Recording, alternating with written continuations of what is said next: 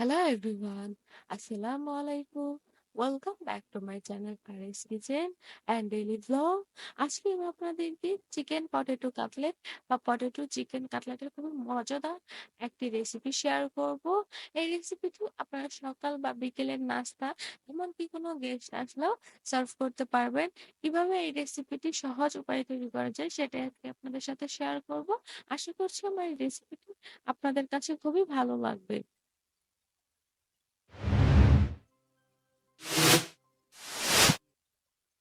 তার জন্য ফার্স্টে আমি এখানে কয়েকটা আলু সিদ্ধ করে নিয়েছি। এখানে আমি প্রায় ৩টির মতো আলু এভাবে কেটে সিদ্ধ করে এবং খোসাটা ছাড়িয়ে নিয়েছি। এখন এভাবে একটি গ্রেটারের সাহায্যে আমি সবগুলো আলুকে গ্রেট করে নিয়েছি। আপনারা চাইলে ম্যাশও করে নিতে পারেন। এবং এখানে আমি কিছু চিকেন এভাবে সিদ্ধ করে এভাবে এরকম কিউব করে নিয়েছি। মানে এরকম ছোট, ছোট করে একদম কিউব করে নিয়েছি। দেখুন আপনারা। এবং এখানে আমি ফার্স্টে দিয়ে দিচ্ছি পেঁয়াজ কুচি। এখানে আমি একটি ব্রেস্ট চিকেন নিয়েছিলাম। দিয়ে দিচ্ছি গাজর কুচি। আপনারা আপনাদের পরিমাণ মতো সবকিছু ইউজ করবেন। দিয়ে দিচ্ছি কাঁচামরিচ কুচি। দিয়ে দিচ্ছি আদা রসুন বাটা, গোলমরিচ গুঁড়ো। আমি চিকেনটা সিদ্ধ করার সময়ও আদা রসুন দিয়ে সিদ্ধ করেছিলাম। দিয়ে দিচ্ছি চিলি ফ্লেক্স, গরম মসলা গুঁড়ো, দিয়ে দিচ্ছি ধনিয়া গুঁড়ো, চাট মসলা, স্বাদ মতো লবণ এবং ক্রিস্পি হওয়ার জন্য এখানে আমি ২ টেবিল চামচের মতো কর্নফ্লাওয়ার ইউজ করেছি। আপনারা চাইলে চালের গুঁড়ো ইউজ করতে পারেন বা চাইলে স্কিপও করতে পারেন। তো এইভাবে আমি সবগুলো উপকরণ খুব ভালো মতো মিক্স করে নিয়েছি। নিশ্চয়ই আপনারা দেখে বুঝতে পারছেন।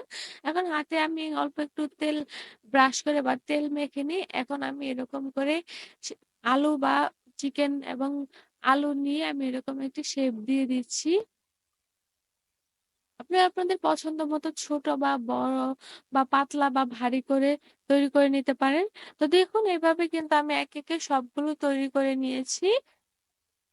এখন আমি একটা বাটির ভেতরে দিয়ে দিয়েছি ১ কাপের থেকে অল্প একটু কম ময়দা মানে 3/4 কাপ পরিমাণ ময়দা দিয়েছি এবং এখানে অল্প, অল্প করে পানি দিয়ে এটাকে আমি একটু মিক্সড করে নিচ্ছি এবং এখানে আমি অল্প একটু লবণ দিয়ে দিচ্ছি। আপনারা চাইলে লবণটা স্কিপ করতে পারেন।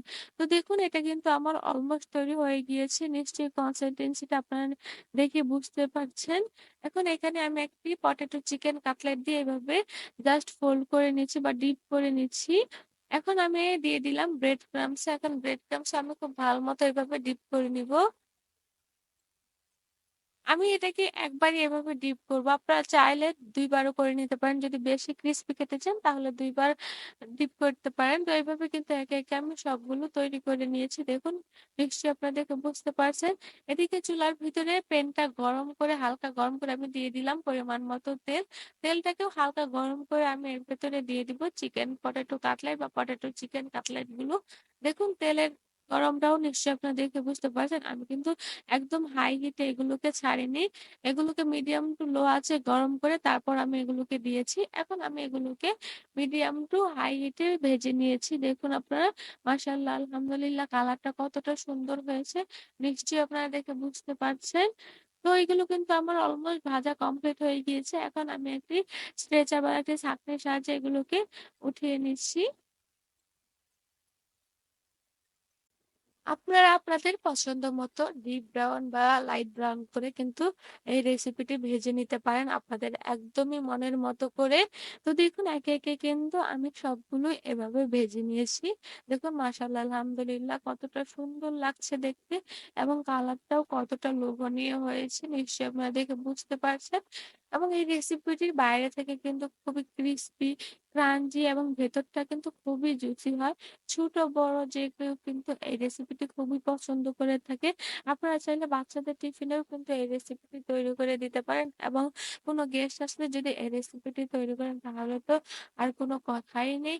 তো এই ছিল আজকে আমার খুবই মজাদার, ক্রিসপি এবং খুবই হেলথি একটি স্ন্যাকস এর রেসিপি। আমার রেসিপি যদি আপনাদের কাছে খুবই ভালো লেগে থাকে তাহলে লাইক, কমেন্ট, শেয়ার দিয়ে আমাদের পাশেই থাকবেন এবং এইরকম আরো নিত্য নতুন রেসিপি পেতে আমাদের চ্যানেলটি এখনই সাবস্ক্রাইব করে রাখুন। আজকের মতো এখানেই বিদায় নিচ্ছি। সবাই ভালো থাকবেন। আল্লাহ হাফিজ।